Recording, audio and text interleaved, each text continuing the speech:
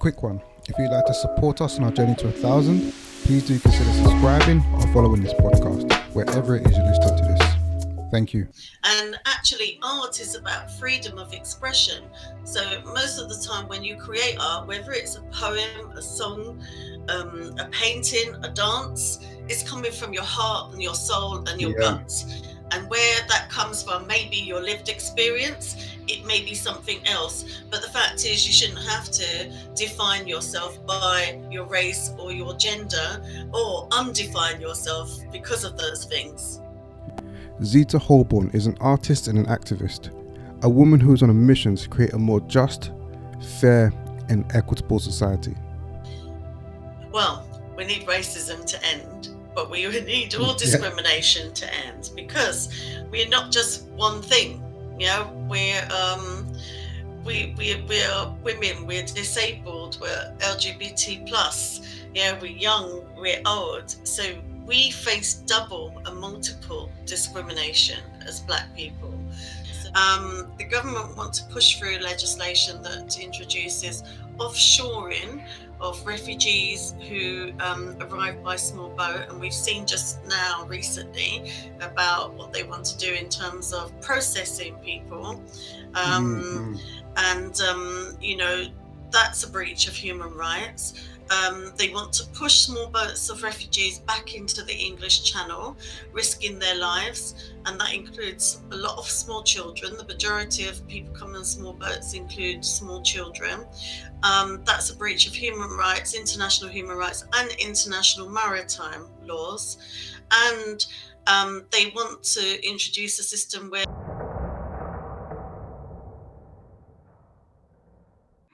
Okay, so thank you very much for coming to 1,000 Voices. Zita, how are you this evening? I'm good. Thank you very much for inviting me. It's much appreciated. How are you? I'm all good, thank you very much. And yeah, when I come across your profile, I was like, we definitely got to get Zita on here. So like I was just saying to you before we started this podcast, I interviewed Rianne from Black Girls Hike not too long ago. And then at the end of the interview, Rianne was like, oh yeah, you've got to get Zita on here. So I was like, okay, checked out your profile, and I was like, yeah, for sure. That's so lovely.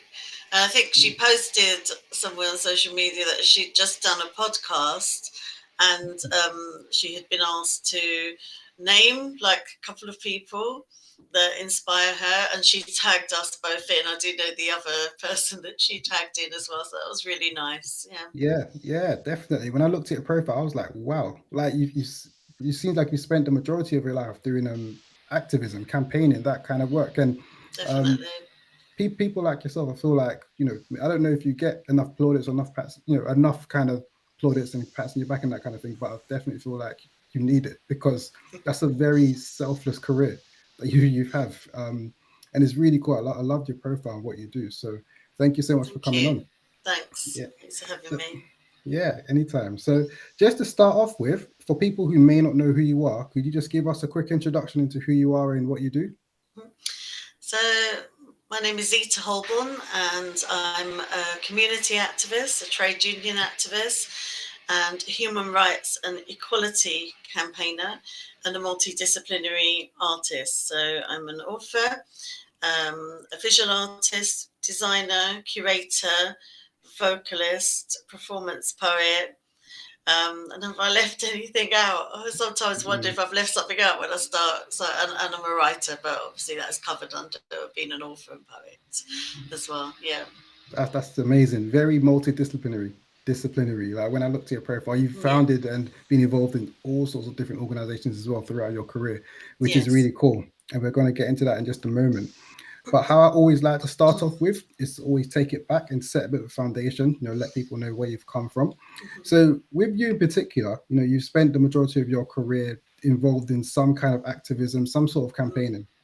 I'd be interested to find out, just looking back at your upbringing in your childhood, did you go through any sort of experiences or anything like that you feel set you up for this sort of a career? Yeah, I think there were a number of things. So sort of growing up in the 70s and 80s in London, I encountered quite a lot of racism. Family, my mum in particular, faced racism and discrimination. But I think also sex discrimination as well as race discrimination. And so that kind of set me up, because my mum would fight back. I don't mean physically fight, but she would argue with her words, against any kind of injustice and discrimination. So that definitely had an influence on me. My parents were part of the boycott campaign against apartheid in South Africa. So that was kind of a learning thing from a very young age. Don't buy South African goods. We're boycotting. Why are we boycotting? Understanding that. And, a number of events based on sort of their political beliefs and things they stood up for and things they stood against.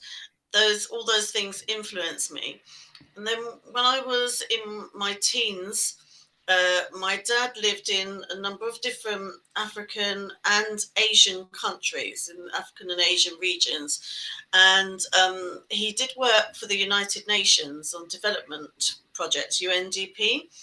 And I think that experience of visiting different countries and seeing different cultures, but also understanding and learning a bit. Actually, there was quite a lot of instability in the countries he went to. So I would be going somewhere for the summer holidays and a bomb would go off somewhere, or there would be a civil war break out or something. So that also gave me the understanding and the sort of development of my interest in human rights issues, so that's part of the reason I went down that route. And one of the countries he lived in when I was a teenager was Lesotho, and Lesotho is completely surrounded by South Africa. So I'd already had that experience of knowing that we boycott South African goods and why, but actually to get into Lesotho you had to pass through South Africa. And that gave me a proper, first-hand experience of apartheid. And that actually kind of speared me when I came back home. And later on, a few years later, when I was studying, beyond school in further education, to art schools, to get really involved in the boycott campaign myself and organise protests and demonstrations and so on, and try and get the whole of my art school to boycott South African goods. Yeah. That's really interesting. And it's always interesting to hear people's backgrounds, because I feel that everybody's background has played a very major role in the person they are today. And some people may not necessarily recognize how much of a role their background has played. Some people, like yourself, it sounds like you do recognize how much of a role your background has played and who you are today. You've been, been around the world and literally visually seen these injustices, bombs going off and things like that. And on top of that, you've grown up in a household where your parents are actively involved in that sort of thing as well, speaking out against any kind of injustice. I guess in a way, it sort of seeps into your subconscious, and it makes sense that you're who you are now. You're involved in the type of work you are now, I suppose, doesn't it? Yeah, definitely. And I think you're quite right that you wouldn't be thinking about that at the time, or even recognise that's the case as you're going along. It's kind of looking back on it, then you realise that you could put all those things together. So I was kind of brought up with a strong sense of standing up against injustice and standing up for your rights, and not just your own rights, but other people's rights. But at the same time, giving solidarity for other groups of people who are having to fight discrimination or injustice actually gives you some empowerment to think, actually, if those people are standing up for their rights, I can also do the same for me. So they kind of inspire and empower at the same time, even though you're giving solidarity to them. Yeah, that's really cool. I resonate with that in some degree, where might not necessarily seen, things visually the same way you've seen it, but even when you read stories, about, you can use some of the more famous activists, like the Martin Luther Kings and the Malcolm X's over in the US, and you read their kind of stories, it empowers you and emboldens you as well. You're like, wow, okay, you're inspired, first of all, and you think to yourself, if they were able to do it, why can't I do it? What injustices am I seeing in my everyday life, and in what way can I help? And that definitely, on the personal level, that helped me in some way. I read Martin Luther King's book some time ago, and that's remained true in my head, and that definitely I would say has empowered me. It makes you, inspires you, and it makes me want to, it was kind of some of my motivation behind starting 1,000 Voices as well, or it helped me, push me, spurred me on 1,000 Voices. It was like, okay, I wanted to start this, and there's a bigger mission behind it, to challenge perceptions and to try and decrease wealth gaps and things like that long term. But it's been empowered by the stories that I've read, the people that I've come across as well on a personal level. But that's really cool hearing about your upbringing like that. So you mentioned that you went to university and you studied, I think, did you say you went to universities and done the arts? Yeah, so back in those days, they were called art schools, so they weren't. They were kind of standalone, independent. Now they're all they're all called universities, but they were called art schools in those days. So I went to two art schools, and I studied graphic design and illustration. Okay, what was the career plan then? So when I finished secondary school, I had two great loves, which I was actually torn between. And it was the creative, we're both creative, but one was writing. I had a passion for writing. And the other part was art, and design. So I was torn between the two. And I chose to go and follow the route of art in terms of my studies. But actually, in going to an art school that focused on advertising and graphic design, or going on a course, which included advertising and graphic design, it actually does bring in some of your writing skills into that work, not just the art. And it was the only art school that I recall where you had to actually submit a written paper to as part of your process of interview and selection, which was interesting. So they were testing your written skills as well. Yeah, so I was always torn between the two, and I think that's why I've kind of over the years gone back and forth between the two. But then I'm kind of doing a bit of all of it and fusing it all together now. Yeah. Yeah, okay, that's really cool. And let's talk art for a bit then. So I see you've got some lovely art pieces on your wall behind you. That look really cool. With your art that you're doing now, what sort of stories do you try to tell through your art? Well, those two behind are two of my paintings, but a lot of my art, not the two you can see, but a lot of my art is described as quite political, because essentially I document struggle, my lived experience, and the campaigns I'm involved in, the things I want to raise awareness of in terms of discrimination and human rights in particular, but workers' rights as well, because I'm a trade unionist, through arts. So that includes both the writing, the poetry, and the visual art. So there's a lot of art that I produce, which is forming part of posters and campaigns and flyers, and is used to raise awareness. But the thing about art is you can actually reach audiences that you might not otherwise reach with those messages, because people won't come out to a rally or a march, or they won't come and see you talk on those things because they don't feel it's something they're interested in. But art kind of is provoking in a different way and hits people in different ways. But also what your intention is in art you create can be very different to what people receive when they see it. People feel and think and receive different messages from seeing a piece of art as part of the beauty of it. So I do a lot of political art. I'm part of the UNESCO Coalition of Artists for the General History of Africa, which is, again, a multidisciplinary platform of artists who are global. UNESCO originally wrote 13 volumes of the entire history of Africa. Right, wow. And they wrote these massive volumes. They realised that actually most people don't even know they exist. And they had this concept that if they were to promote those volumes and people understood, and they particularly focus on young Black people, both on the continent and of the diaspora, understood and recognised and knew about their really rich, incredible history going right back to the beginning of time, it would empower them and instill pride and strength in them to counter the racism and the injustice that they face today. So they have this idea that using artists who, like I said, all different genres of artists, but who have platforms, and perform or exhibit or whatever they do with their art, would be a great way of promoting the volumes to the masses, and in different countries and different regions globally.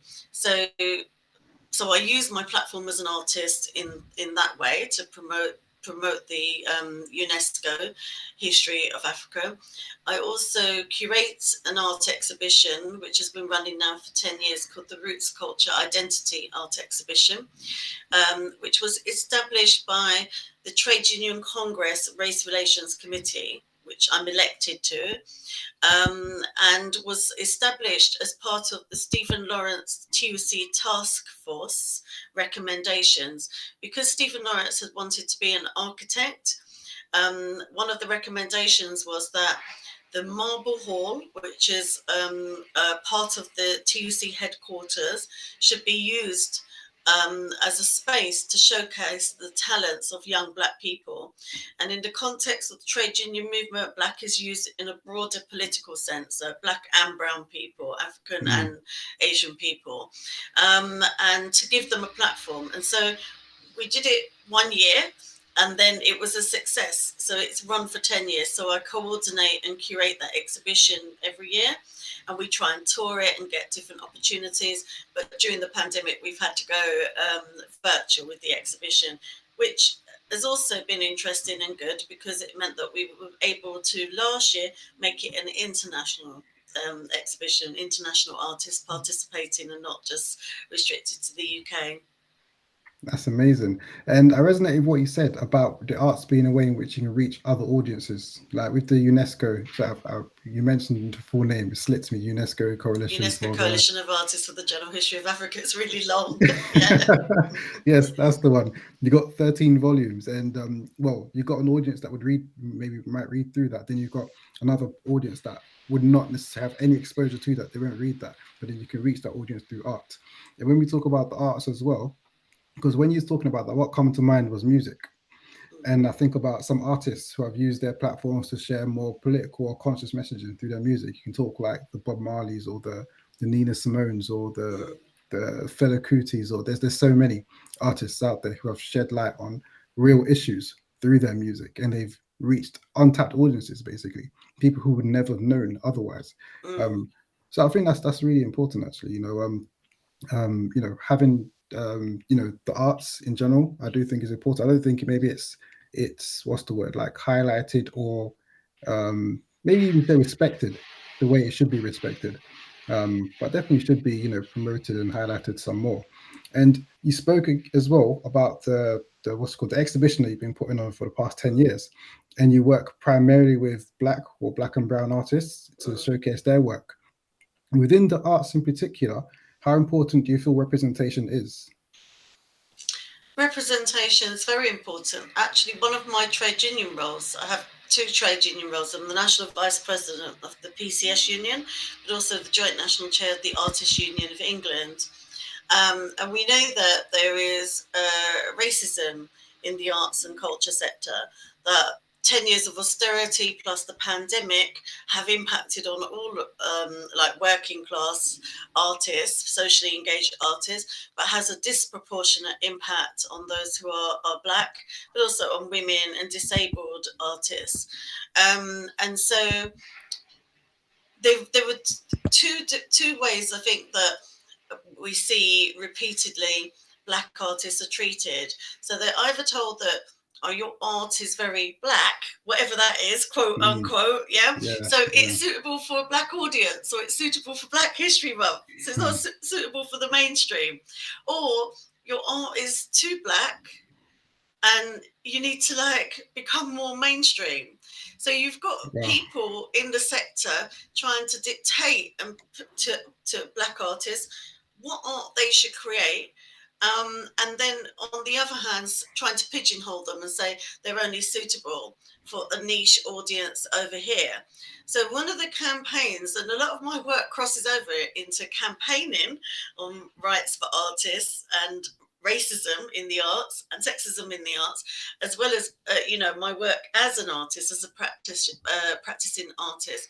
So one of the campaigns my organisation BARAC UK ran was to get this film Dear White People into cinemas in the UK, because they wanted to send it straight to like Netflix, Blu-ray, whatever at the time, and they said that it's just going to go straight to DVD. It's not going to be broadcast in the cinemas. And so a black film distributor started to challenge and question that with the British Film Institute.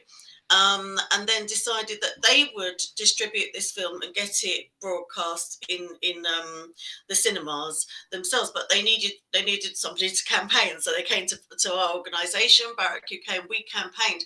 We actually screened it in Parliament as well. Wow! And we did have a red carpet premiere in Leicester Square. In fact, my son was involved in organising that premiere, and he also built the website for the film premiere. But we had to challenge this, because they were saying it's a film for black audiences, so maybe we'd show it in the cinema on Black History Month. We're like, hello, there's a clue in the title. It says Dear White People. So where have you got the idea that it's for a black audience? So this is what we're up against. It's just one example, but it's the kind of thing that we're up against and have to challenge all the time. So we're marginalised and we're pigeonholed. But so it's a constant battle, and we don't get the same opportunities and the same platforms as white artists. You don't hear, do you, of white artists saying, but all your portraits are of white people. Don't you think you need to diversify? That doesn't happen, does it? But if we were to paint all black people, that's what they would be saying to us. They don't say, oh, well, there's a White History Month. You could keep your paintings for the White History Month to a white person. But this is the kind of thing that we have to counter all the time. And actually, art is about freedom of expression. So most of the time when you create art, whether it's a poem, a song, a painting, a dance, it's coming from your heart and your soul and your guts. And where that comes from, maybe your lived experience, it may be something else. But the fact is, you shouldn't have to define yourself by your race or your gender, or undefine yourself because of those things. Yeah, for sure. The best art definitely comes from lived experience. Like when I talk with me, because I love music. So when I listen to music, and my wife will tell you, there's some songs I listen to and I'm like, yeah, this person wrote that from the heart. You feel it, like you get goosebumps listening to that song. You're like, yes. Like there's one particular Bob Marley performance on YouTube that I watch over and over and over again. And I'm Which like, one is it? It's a long concert, and he's doing No Woman No Cry. Okay. It's a long, I forgot the name of the video, but it's like an hour and a half long. I would just skip to when he does No Woman No Cry. That's my favorite part. That's your favorite. So good. And I'm like, you could tell like he's on stage, his head's doing all this kind of stuff and that. Like he's gone. He's tapped into something else, and he's just singing from the heart. And I love that kind of art. That's the best kind of art you can have. And I remember when I was in university, so I studied fashion business for my undergrad. Okay. It's very different, because right now I'm working in finance. So people always like, how did that happen? But long story. We can be diverse. We can do multitask and do different things. Definitely. But when I done my undergrad, so in my final year, we had to do either a dissertation or business plan. So I done a business plan. And I done it for an African or a retailer selling African like designs, that sort of thing. And I remember I presented on it. I thought the plan was solid, personally. Presented on it, and then I was told maybe I should try and do something a bit more mainstream. So it's similar to what you're saying there with your art, like people getting pigeonholed. And then, looking back now, I mean, I'm ashamed to say I was like thinking, okay, yeah, maybe I should change it around and think like that. What I was told in particular was that it's a trend. and I shouldn't like just hop on a trend because it might only be good for a couple of years or whatever. And then now, looking back now, because I'm a lot more sure of myself now than I was back then, they couldn't tell me that. Tell me that's a trend. Like, that's ridiculous. It sounds absolutely crazy when you think about it like that. And you can parallel it to what you're talking about. If artists getting pigeonholed, you're painting too many black people. Oh, it's for black people. But you don't get white artists don't get that same sort of treatment at all, which is not fair whatsoever. And you spoke about Black History Month, yeah? Maybe we can showcase this Black History Month and blah, blah, blah, and that kind of thing. I'm interested to know, what's your opinion on Black History Month? Okay. So when Black History Month was established here, the idea behind it was that it would kickstart a program of 12 months of activity, starting with October. So I think that Black history should be for every month, like, you know, and every day of the year. It doesn't start and stop with Black History Month. But because of the society we live in, because of the discrimination we face, because of the fact that we've been written out of the history books and out of the curriculum, and that's another thing that I've campaigned on, keeping Black historical figures on the curriculum, then actually it can play a very important role, because it gives us a focus, it gives us an opportunity to share, it gives us an opportunity to celebrate. And actually, it doesn't have to just be famous Black historical figures. We can be celebrating the everyday unsung shearers and heroes in our own communities or families. But the concern is when there's a sort of tokenistic approach to Black History Month. Well, it's Black History Month, so we'll just do a day in, you know, for our business. We've done that. We can tick the box, or if schools do that, because no, we should be in every curriculum, not just the history curriculum, but every curriculum, and we should be there. We shouldn't be written out. So I have that kind of mixed feeling about it. And yes, when Black History Month happens, you know, I do a lot of events, I speak at a lot of things, perform at a lot of things. I actually, for a number of years now, have set myself a challenge of creating a piece of work on the theme of Black history for every day of Black History Month. For 31 days, I do some art every day. And it could be just a quick, you know, something very quick, sketch, digital, whatever, but to document our struggles and to celebrate our achievements. But I won't stop there at the end of the month. You know, I'm going to continue celebrating and promoting our history all year round. It's really cool, because recently I was having a discussion with someone about Black History Month, and my thoughts on that was, one, I see the merit in it. I think it's good. You know, it's some time which we can use to highlight some figures and people and events that may not have been highlighted whatsoever otherwise. However, I think, like you said, maybe it should have just been a starting point, because for me, Black history is history. It's just history. We don't have like other group history month. It's just Black History Month. And you know, when we look at you spoke with the UNESCO, the UNESCO Coalition, UNESCO Coalition of Artists, and you've got the encyclopedia with the 13 books of all of the history back then. You know, our history doesn't start and end with colonialism and slavery. And there's so much more that's happened before, around, and after that. That should be included in history books, but it's just history. I don't think it should be like a defined month in of itself. Because I feel like having that defined month, okay, great, it's good to highlight some, you know, some events and that kind of thing. But at the same time, I feel like it also kind of serves to, in a way, it's sort of like we marginalize us. We have our history month over here, and then the rest of the year is just, you know, whatever. They just call it history. It's not like a white history month or whatever. It's just history. But Black history is history. There's Black historical figures in Britain, in the world, who have contributed very tangibly to our history, have contributed very tangibly to where we are now in their local communities, on a wider scale, in all sorts of different capacities. And that's, I mean, I just feel like it's good in its merit, but maybe it shouldn't be its own month. It's just history. like you said, you know. It's used as a tick box exercise by institutions and corporations, and that's the problem. So, what I'd like to see those organisations doing, and funders, funding streams, is to say, okay, yes, we'll start in October, but that will kickstart one whole year program that runs from October to September every year. So we don't finish at the end of October, we keep going, but we launch our Black History program for the year in October. Yeah, and you know what? Just thinking about it now, because another issue with it as well is that to be British isn't necessarily to be black. It isn't to be white. British is just your nationality.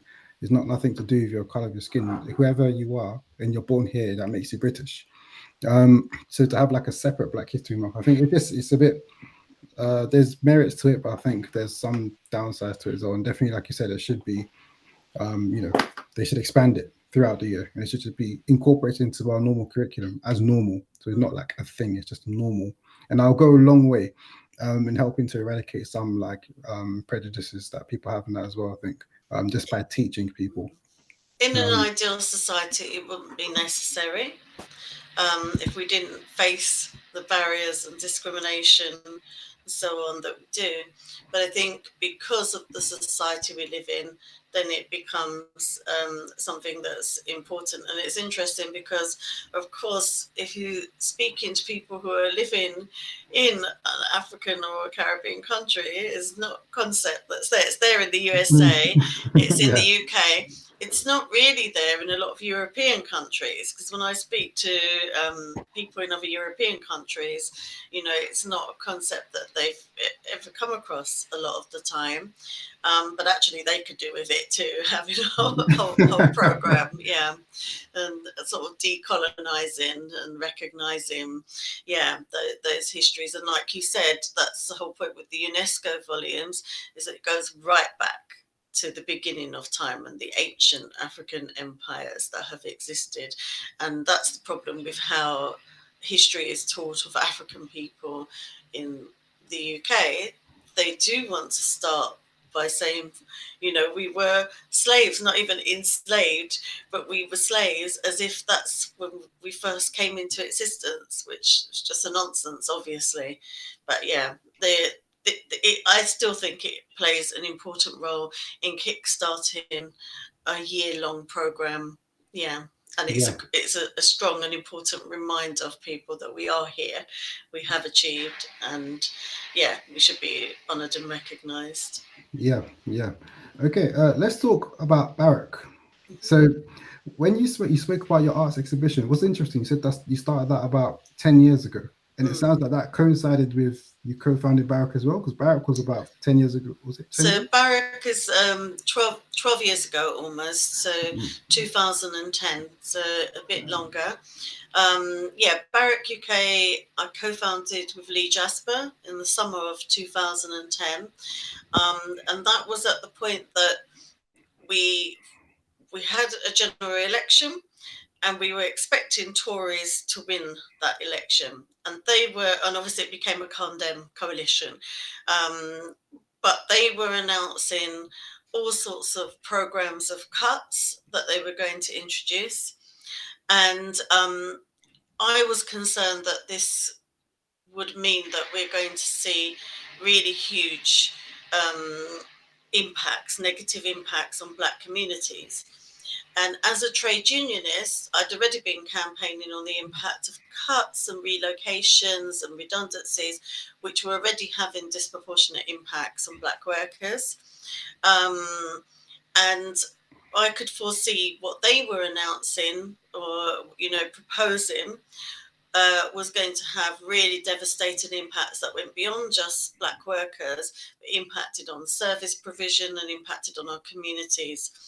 And at the same time, Lee had said, we need to monitor this situation. So I responded, he said, who helped me monitor this situation? So I responded, saying, actually, we need to do more than monitor. We actually need to campaign against this. And so that's how BARAC UK was born. So we were established initially as an anti-austerity organisation, but focused on Black communities, service users. and workers, again, using Black in its broadest political sense. And as we developed, actually, we found that hand in hand with the impacts of austerity came deepening racism, deepening injustice faced by Black communities, and then the scapegoating of migrant communities and the horrific treatment of refugees. So what we did, you know, at the start has broadened, our remit has broadened, and we're involved, you know, in international campaigns, global campaigns, as well as campaigns in the UK, but taking in all of this. And for nearly 10 years now, we've also been coordinating humanitarian aid convoys and missions to refugees, because we believe in like practical solidarity. Yeah. So at the same time, we're campaigning for refugee rights and against the horrific treatment, which actually has a direct link. The sort of flip side to that is the Windrush scandal, which has been another major issue that we've been campaigning on. Again, we've been campaigning on the Windrush scandal since 2012. Way before it was even called or known as the Windrush scandal. We were warning this was going to happen because of new immigration laws that had been brought in at that time, which we were also campaigning and opposing. So all of those things, supporting family justice campaigns, families who have lost loved ones at the hands of the state or through racist murders, forms part of our work. So it's quite broad ranging in terms of what we do. But in the beginning, it was with a focus on austerity and cuts. Yeah, for sure. Definitely broad ranging. From when I was looking into it, you and Lee and the team cover a load of different areas, and it's amazing the work that you guys do. Hats off to you and the team. Thank you. You spoke about the Windrush. So let's touch on that. Well, Windrush and just deportations in general, which is crazy. Some of the stories I read about that I think are absolutely crazy, and it's just another what's the word, like another form of institutional racism, systematic racism, which is just nuts, you know, when I read about what's happening there. And you, BARAC, you know, and your team are playing a key role in campaigning against some of these injustices that some of these people are facing. On that side of things, Windrush and deportations, can you speak about maybe a bit more about your work in the area? And for people, because I feel like the average person who isn't clued up, and well, myself, I'm not saying I'm 100% clued up, but the average person that isn't clued up about that kind of thing probably thinks that it's humane. You know, the person will have ample ample notice, and then, you know, they got time to sort themselves out, then they go. But oftentimes it isn't done in such a humane manner. So speak about your work in that area and some of the injustices that people are facing in that area as well. Yeah, so to go back to when we sort of really first became aware of this. So as a trade unionist, I have been campaigning against deportations for a number of years and supporting, through our trade unions, individuals who had fled persecution in a range of different countries, for example, like places like Zimbabwe. So it was something that was familiar with, deportations, but this was not the mass deportations where lots of people are piled onto one plane. This was individuals being taken on commercial flights. So I was familiar with campaigning against those types of deportations and supporting individual campaigns.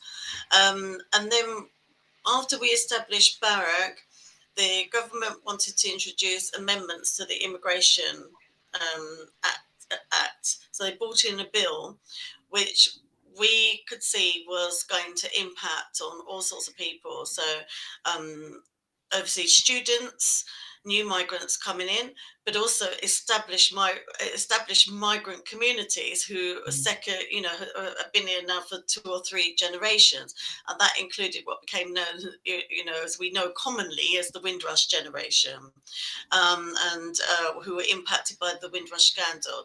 So BARAC co-founded a campaigning group called Movement Against Xenophobia.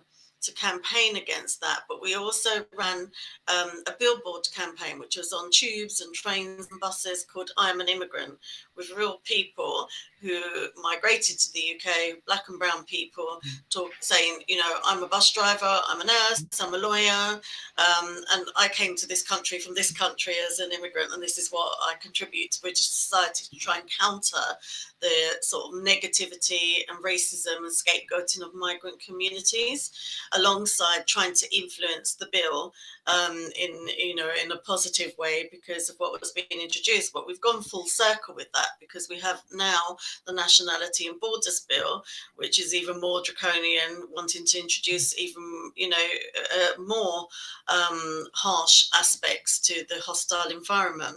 So we were warning that this was going to impact on the Windrush generation. And this is not just talking about people from the Caribbean, but that Windrush generation are people from across African and Asian regions, as well as the Caribbean region, who came to the country from Commonwealth or former Commonwealth countries, invited to the UK in the 1950s and 1960s. So it's a huge number of people that were impacted by this. So we became aware one day of this mass deportation flight that was going to Jamaica. So we started questioning that, but literally we only knew days before. So we started campaigning on that flight. And I wrote this piece for The Guardian at the time. I think that was in 2016, which was entitled, How Can 50 People Be Snatched? Because literally that's what it was. The government were going for what I would describe as low-hanging fruit, people complying with the system who were known, who might be signing in.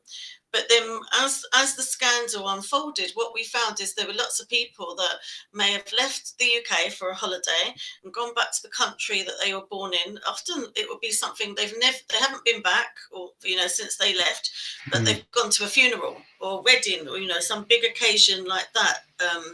Why they've gone, they were allowed to leave the country, but when they tried to return, they were told you haven't got legal papers, you can't come in.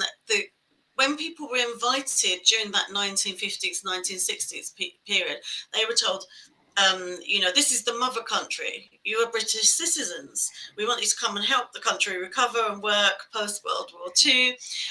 But you're coming, this is your mother country. Now, you're part of the British Empire. So nobody who came thought, okay, well, I've got an illegal status, so I need to regularize my status, so I need to do something, because they were allowed to come in. And many people came in, if they were children, they came on parents, grandparents, aunts, uncles, siblings, passports. So they never even had a passport of their own. And so when the government started targeting them, people didn't really necessarily come forward. One, because they didn't know until it happened and it was too late that there was this issue. And two, because they really felt there's a stigma attached to that. So it wasn't comfortable, easy to come forward and speak out about it. And then you had this group of people who've been exiled, essentially, not allowed to fly back. And that was even harder for them to try and fight their case, when they're not even in the UK. People lost all their possessions, they lost their houses, they lost their jobs, they lost their livelihoods. Some people lost their lives because it made them ill. What they went through. But not only the people that were targeted, their entire families, because entire families had to put their lives on hold fighting for justice, trying to raise money for legal fees and flights to go, to their family if they were deported or detained in another country. So all of this was happening. The Windrush scandal, as we know, broke out and became known as such. The government apologised as if that all made it okay. But the reality is people's lives have been ruined. Some people have been going through this for 10 to 20 years. And so then they introduced a compensation scheme. And then even if they came back to the UK, they've lost everything. So their house is gone. If they let's say they were a council tenant that had social housing, that's long gone. You know, their possessions, unless their family were able to grab their possessions and store them somewhere, they've lost all of that. They may have lost pensions and jobs and wages, all of those things, having to start again from scratch. And of course, it ages you and stresses you having gone through all of that as well. They've missed out on seeing grandchildren grow up, you know, be born and grow up, all sorts of things. So the compensation that the government's supposed to pay out, the vast majority haven't. So one of the things that we're campaigning on now is the fact that that compensation needs to be accessible, because the process of applying for it means that you need legal support and representation to do that. So that's another barrier to getting it. And the process is complicated. And one of the things that people had to do when the scandal unfolded and got exposed was they were told that they've got to show evidence and proof of every year of schooling, work, and where they lived. And that might be 40 or 50 years worth of evidence that they're expected to produce for every year. The vast majority of us would not have a document or a paper to prove every single year. I wouldn't have school documents now, do you know what I mean, to prove where I went to school and every year I was at my school. And at the same time, the government tore up the landing cards, which would have given that evidence and proof and destroyed them. So they're going through a living hell trying to produce all this paperwork. And even for the compensation, they've got to produce some evidence and paperwork. It's, you know, the compensation is not just for that individual, but their family. If their family also suffered a detriment, financial detriment as a result. And so the vast majority of people haven't got the compensation yet. Some people have died, so they're never going to receive it because they've died. And on top of that, the government are targeting the children and grandchildren, the descendants of the Windrush generation, for mass deportations. And people get very little time when they're going to be detained, between being detained and actually deported. And in that time, they've got to try and get legal support, legal representation. So one of the things we do is try and help people, and guide them and give them advice. And if they want to sort of have their campaign in the public domain, because not everybody does it, as a way of keeping up the pressure, then sometimes we lead those campaigns or just support them to get that exposure and put them in touch with the media and help them, you know, with running the campaign. And it's just never ending. So to me, this is an extension of the Windrush scandal, because the people that they're targeting now, even though they're saying, oh, well, they're not the Windrush generation, in reality, they wouldn't be in the UK if their link to the UK wasn't the enslavement of African people, the British Empire, colonial rule, and their parents or grandparents having come here because they were invited, because there wouldn't be a link or a reason to come to the UK. And many of the people that they're targeting are people that have criminal convictions, but they're being demonized in a way that somebody who was born in the UK wouldn't. And there are young people who, under joint enterprise, which is now defunct, ended up with a criminal record.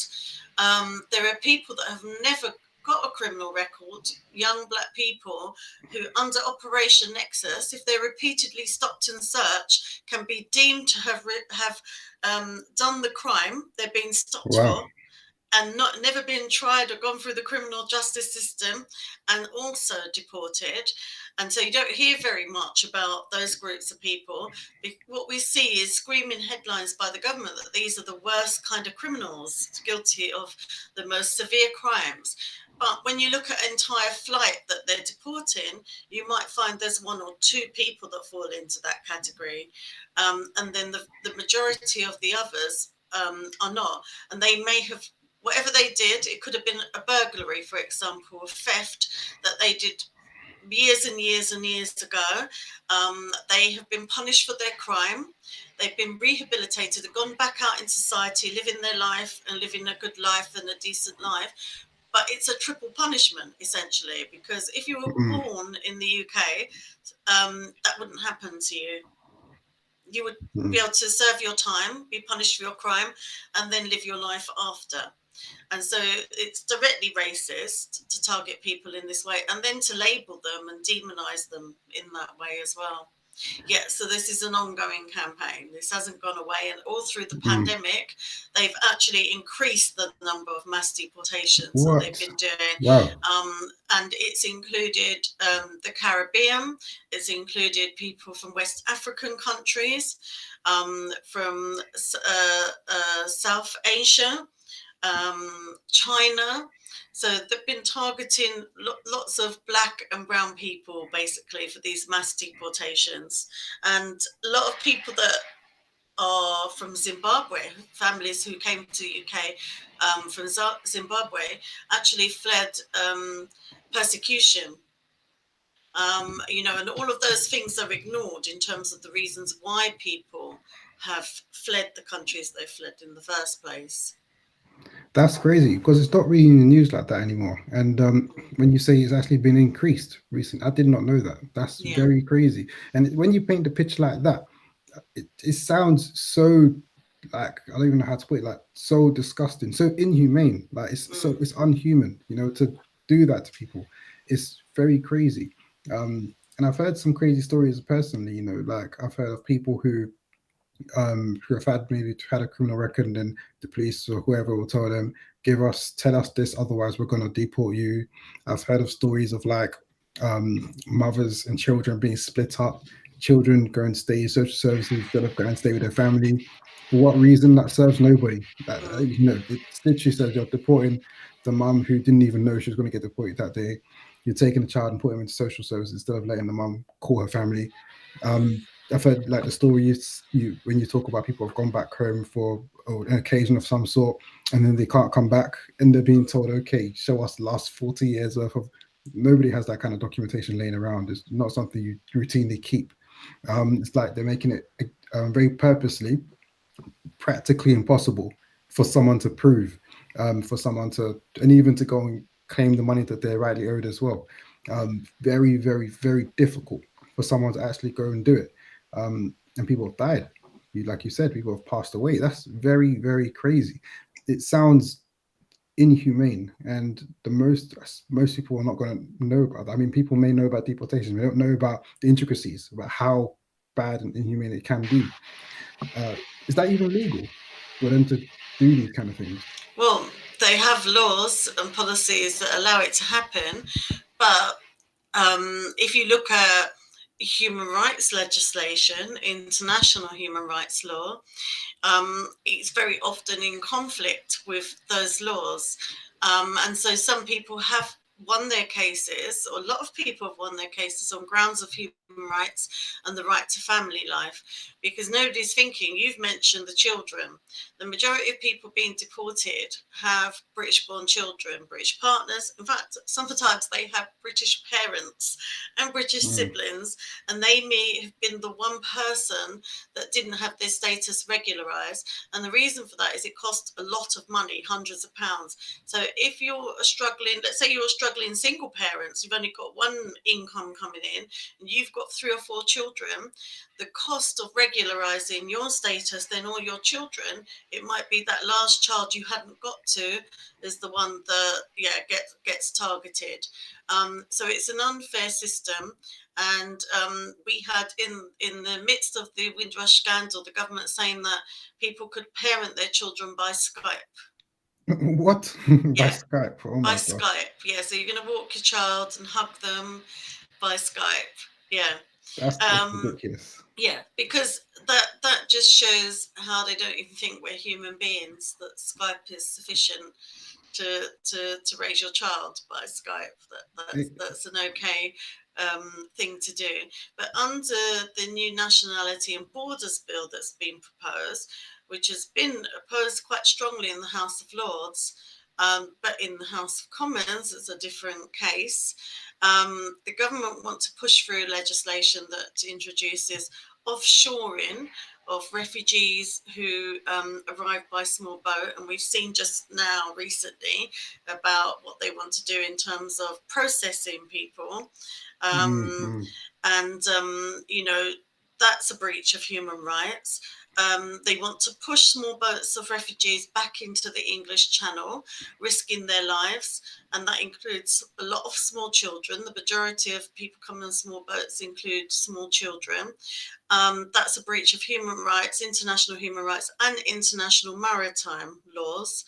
And they want to introduce a system where citizenship could be revoked without any notice or recourse, which potentially can impact on millions of people, because it's people who either were not born in the UK or people who have a parent that wasn't born in the UK that could be impacted by this. And that's just some of the aspects of that law. So there's, this is ongoing. So if they were really serious about learning lessons from the Windrush scandal, taking forward the recommendations in the Windrush Lessons Learned report, and trying to put right the wrongs that they did, they wouldn't be trying to force through even worse legislation, because essentially what they want to do now is Windrush scandal again, but on an even larger scale, impacting on even more people. And in all of this, it's like this they fail to recognize first of all maybe their role in why people are escaping from the countries that they're escaping, like you mentioned as well, and what people are escaping from. I mean, if someone's prepared to cross the channel in a small boat or something like that, they must be desperate. They must be really wanting to get away from some kind of a bad situation, but like, they don't care now. Push you out on the boat back into the channel, or send you off to Rwanda or something like that. Something ridiculous. It is completely inhumane, complete lack of humanity, and it's so crazy when we talk about these kind of things. And I feel like with this when we talk about like institutionalized racism, because that's one form of it. There's so many forms of it. There's so many different ways, and so many different things, and so many different areas which you could delve into when we talk about that kind of thing. From policing to education to all sorts of things. One thing that happened that was a big story when it happened was the Grenfell Tower collapse. Grenfell Tower, that whole situation, which I feel is like another form of institutionalized racism. In a way, it's an example of how it's failed people and how it can lead to countless people dying. And as of right now, I'm not 100% sure, but how, if there was, what kind of aftercare there was, if everybody has been rehoused or not, I'm not too sure. I know there was all sorts of different organizations that were trying to do something to help out, and you found, or one of the founding members for an organization as well, the BME Lawyers for Grenfell. I was reading recently that one of the main charities, I've forgotten the name, but then there was a review done on them and they were found to be institutionally racist, which is crazy. That's the charity that's meant to be helping these people. And a BBC, it was on BBC, I read it, so it's not like some independent newspaper. If it's on the BBC, they must have been really bad. Like for the BBC to report, okay, they're racist, they're institutionally racist, and they're expected to help primarily black and brown people in this thing, which is very the Grenfell thing. I think was one of the craziest things in my lifetime so far that I've heard. And I remember when I went down there, maybe on the second or third day, and it was like something I've never seen before. The way I describe it, it was like it was complete anarchy. There's no authority figure there. There was no government figure. There was no police. There was no fire people. There was nothing like that. It was literally the people. So the people were down there organizing. The people were down there calling hotels and organizing for trucks to bring food back and forth, and people driving from all over the country, organizing everything. It was obviously very disjointed, because there's no authority figure there. But it was crazy. And then you got like groups of people in the street who were, obviously very, very rightly so, angry and upset at what's happened. It was just so much happening, and it was so crazy. And then when I remember thinking, it just shows us like a complete disdain for these people. If you haven't even bothered to send over, haven't even bothered to try and organize something, it's down to people to try and organize and try and help in whatever way they can help. With that particular situation, and just looking at all these other forms of institutionalized racism, deportations and Windrush scandal, etc. Can we expect these institutions, like how can we expect them to have our best interests at heart? Can we trust them? No, we can't trust them. Institutional racism and systemic racism have been around for a long time. And if these organisations are not honest with themselves and actually take proper steps to address the issues of racism that exist in their structures and their walls and their systems, then nothing's going to change in a hurry. And you're right, the situation with Grenfell was horrific. We called out BME Lawyers for Grenfell, which is a coalition of race equality organisations that have been working, and individuals that have been working together for years on a campaign against racism and injustice. We recognised that it was racist from the very start. And that's why, we came forward and said, yes, we need to speak out, amplify the voices of those who are impacted, until, they're able to do that. Because obviously they were going through trauma, they were displaced.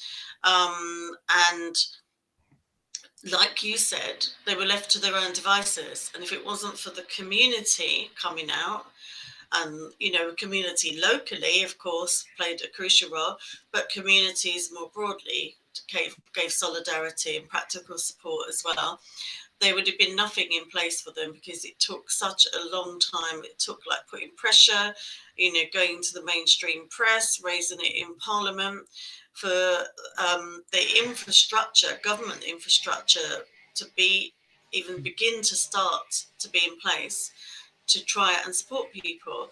And I can remember meeting with people and doing meetings, and people were being sent from pillar to post. And we're like, well, people can't just be going. They've got nothing. They've lost everything. You can't expect them to be going up and down and all over the place around the borough to try and navigate these things. You're going to have to go to them. You need to sort out accommodation. Even the accommodation was horrific. People were being put in some really horrible B&Bs without proper facilities when they've got little children, and no facilities to feed them, no space for them to play, no space even for them, not even adequate space for a whole family, just being stuffed into one room. And really, really poor service and support. Even when they started to do the consultation meetings, we challenged that and called it out, because they were doing these consultation meetings. In fact, they went to do one with the tower actually in view. So the tower was looming over the venue where they wanted to hold a consultation meeting. They didn't think about that. But they also took them to sort of the edge of the borough, where people would have to travel outside of an area they're familiar with and would be difficult in the circumstances. They had no language translation skills. They had nobody from different faiths to support people, counselling services. And we were pointing all these are basic things in a trauma situation, in a crisis like this. You can't expect people to come out and you don't have all of these services and support. And I remember sitting in the public area next to a woman who was just crying, but she bawled her eyes out, and she said how she'd lost her family. And I remember sitting there just with my arm around her and holding her hand, and she had no one. She was by herself. And we were also saying there are people culturally not going to come to an event like this, women who won't travel here. So you can't expect everybody to come to you. You're going to have to go to where people are. And their attitude was just so cold and uncaring, given the trauma that people have been through. People who've lost loved ones, and then people who've lost everything, all their possessions. Some people who have survived, but their entire families, several generations of families were wiped out in the fire. It was a horrendous situation. But in the lead up to that fire, people living in Grenfell Tower have been warning repeatedly of the problems and the issues. And yeah, I really felt it. Of course, I'm not living through what they're going through, so I can never feel it on that level. But when my son was born, I lived in a tower block which was found to have the same cladding Wow. Yeah. So, you know, it kind of hits you. This could have been me and my child that this happened to. Yeah. Wow. And, you know, that's the other thing we found. So many buildings in the UK have that cladding, and then that was a long process to even try and get that addressed. There's still buildings with this cladding on, and we still have substandard, inadequate housing. The reason why black and brown people have contracted and died, one of the key reasons, there were multiple reasons, have contracted and died of COVID during the pandemic. One of those reasons is where people live. People who are living in deprived areas and in inadequate and poor housing and overcrowded housing, because they live in poverty because of institutional racism in the labour market. Then they live in the poorest housing and the poorest areas with the biggest cuts to funding. So all of these things have a knock-on impact on every aspect of our lives. It's literally how institutional racism basically can just lead to death, like in this worst case scenario. Yeah.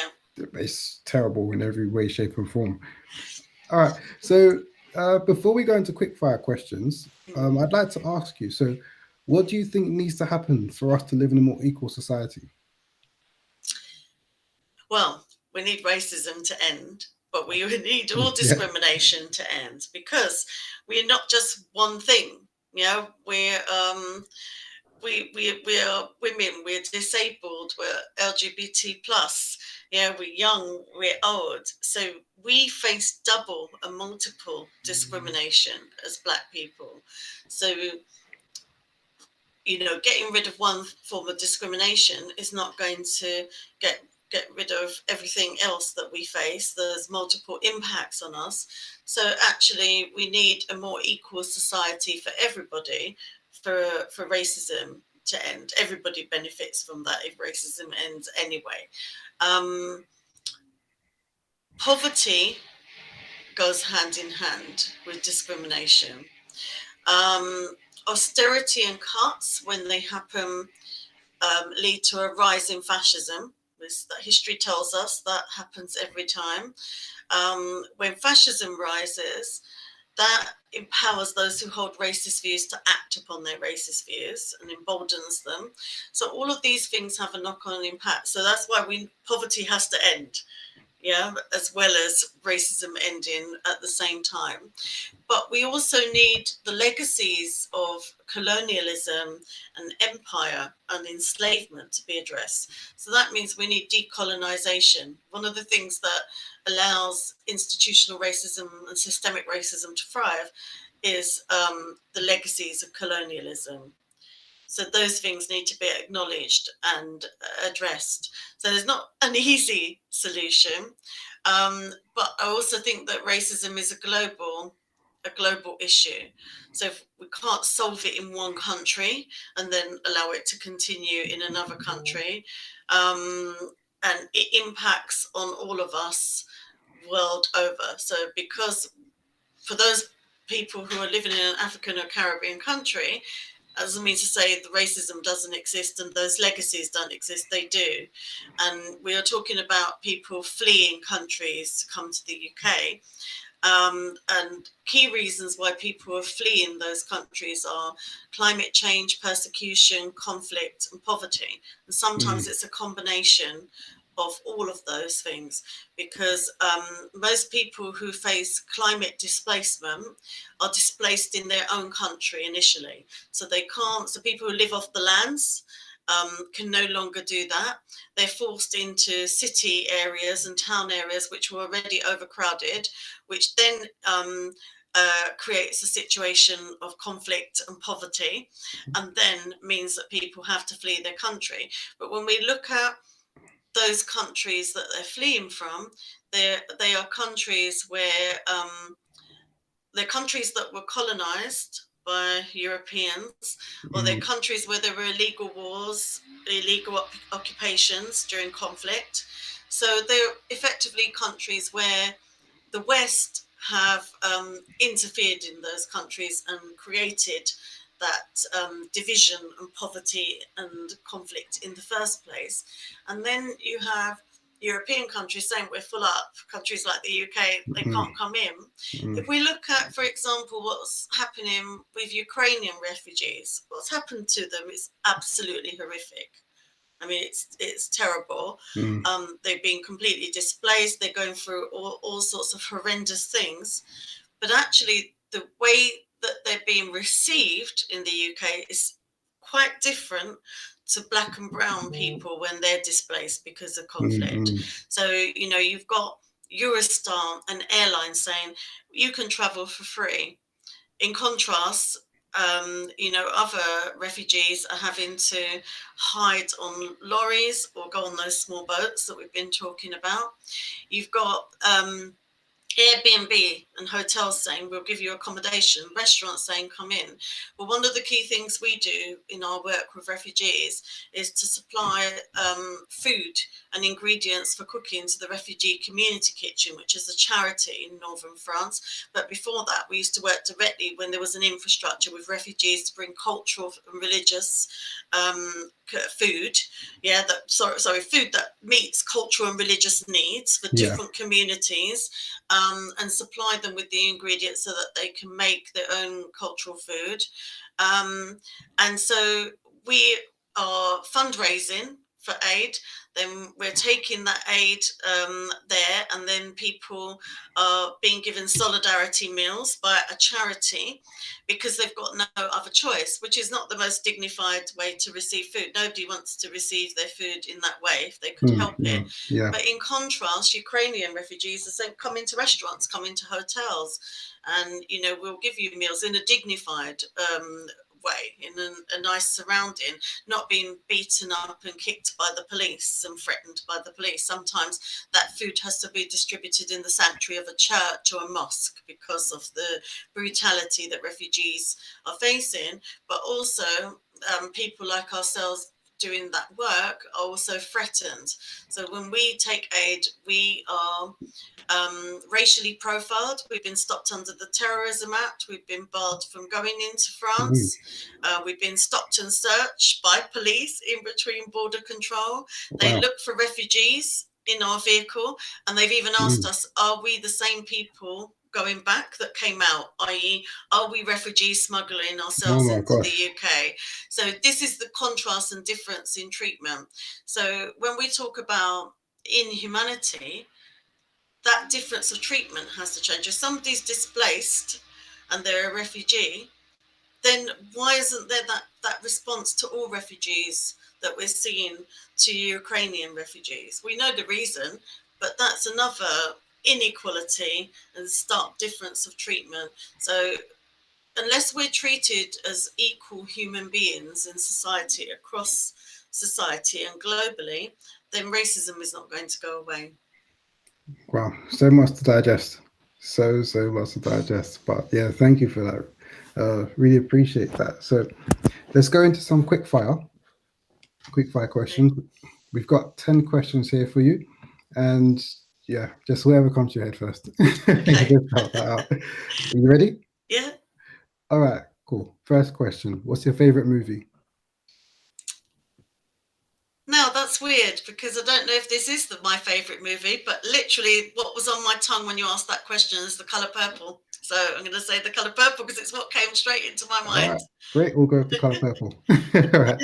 Next, what's your favorite book? Oh, that's really difficult. I haven't got a favorite book. I can't pin one book down.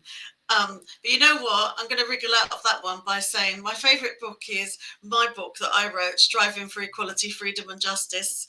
And not because I think it's the best written book in the world and better than any other author. It's because it's my baby. It's my life. It's documenting all of my struggles and history in poetry, and a lot of love went into, and emotion went into creating that book. So that's why that's my favorite book.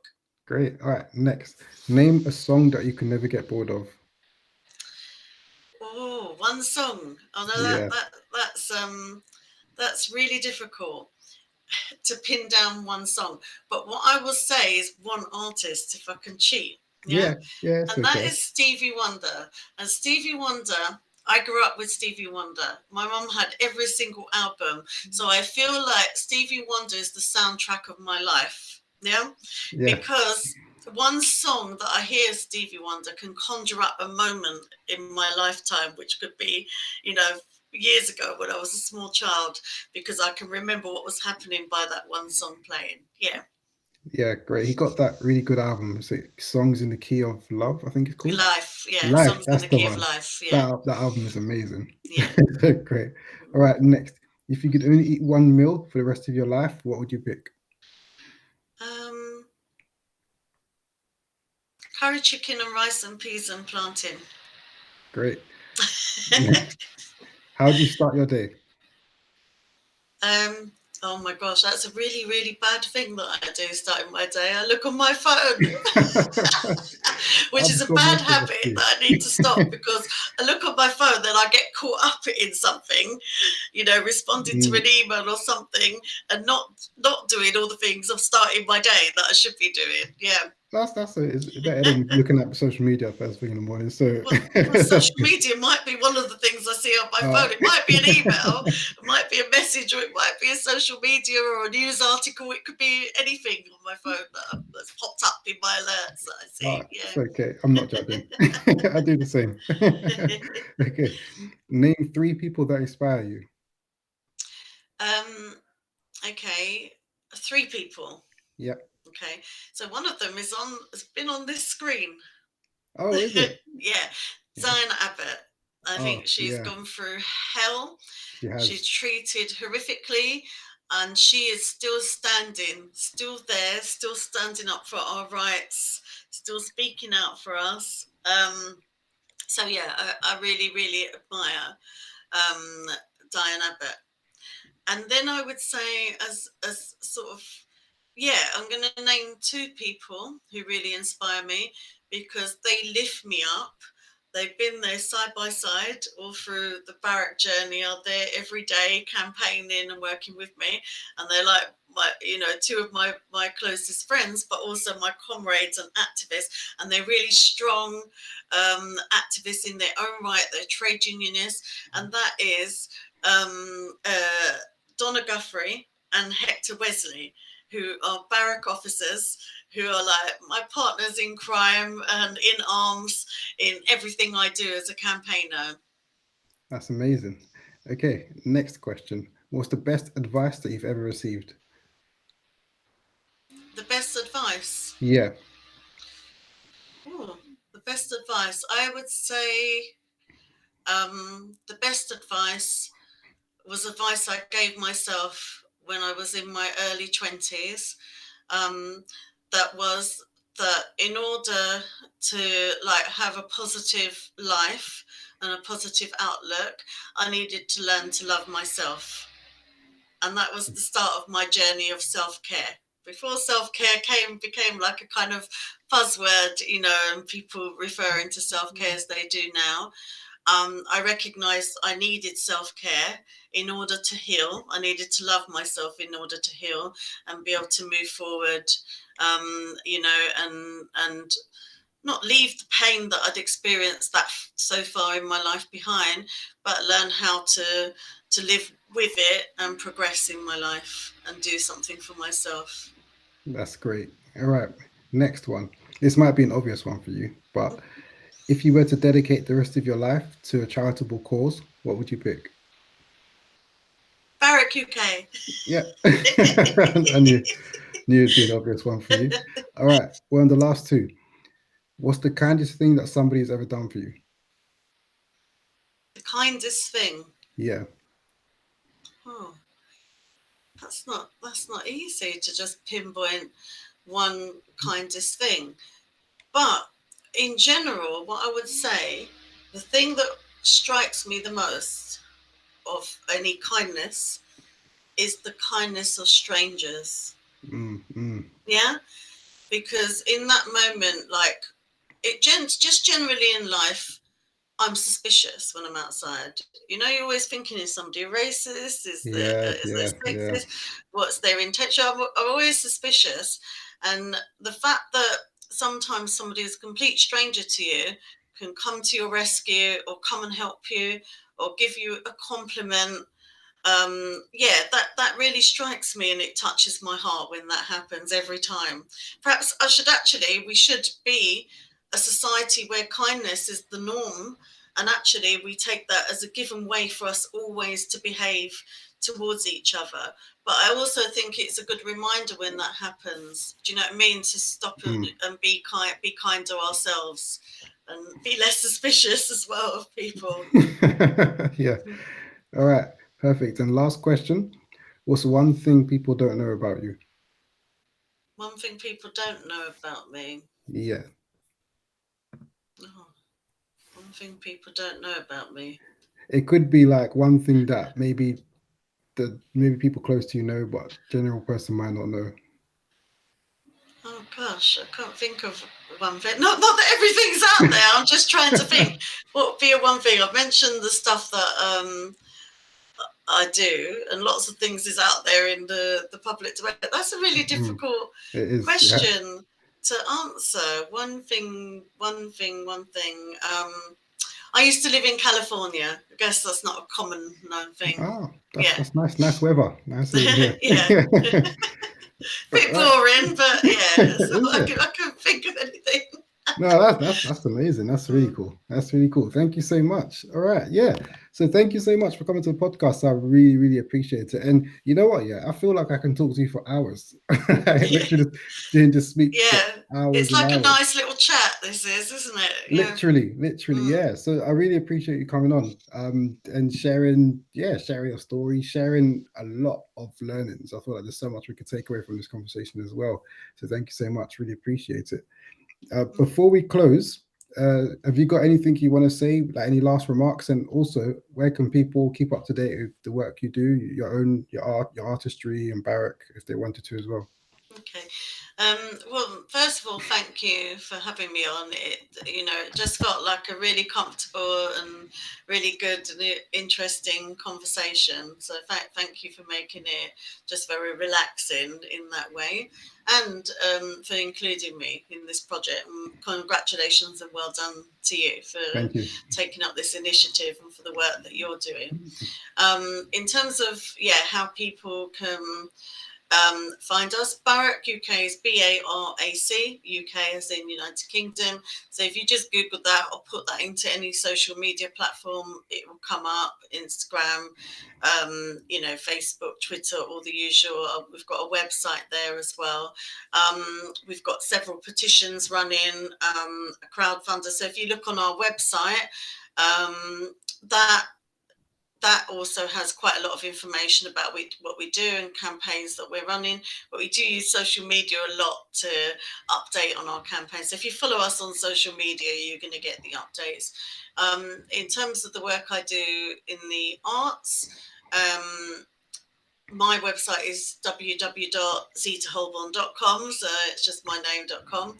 And again, on social media, I've got a page on Facebook, on Instagram. It's at Zita BARAC UK, and so a lot of my art is on there. But I also have a YouTube channel which has quite a lot of my performance poetry, but also quite a lot of the campaigning videos and things on there as well. So yeah, we're out there. I think kind of like if you Google BARAC UK or you Google me, you basically find all the bits and pieces of the different campaigns we're involved in.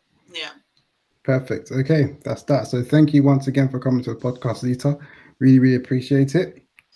This is 1,000 Voices. That was Zita Holbourne. And until next time, we're out. Okay, and that's the interview done. 15 gone, 985 to go. We're edging ever close to that 1,000. It's always good to hear back from the community. So drop us a comment or leave us a review wherever you're listening to this, and let us know what you thought about this episode and any key takeaways. Next week, as always, we're going to have another very special guest on the podcast, another very inspirational guest on the podcast. And if you'd like to see some previews from the episode, then follow us on our social channels at 1000 Voices UK. We'll be dropping some clips and little snippets before the episode comes out. The next episode will be dropping next week, Tuesday, as they do every single Tuesday. And the full YouTube video will follow a few days afterwards. So please do subscribe to us on all platforms. It really, really does help us in trying to amplify the voices of the people that we speak to. But that's that for now. Thank you for tuning into this podcast. That was Zita Holbourne. This is 1000 Voices. And until next time, people, we're out.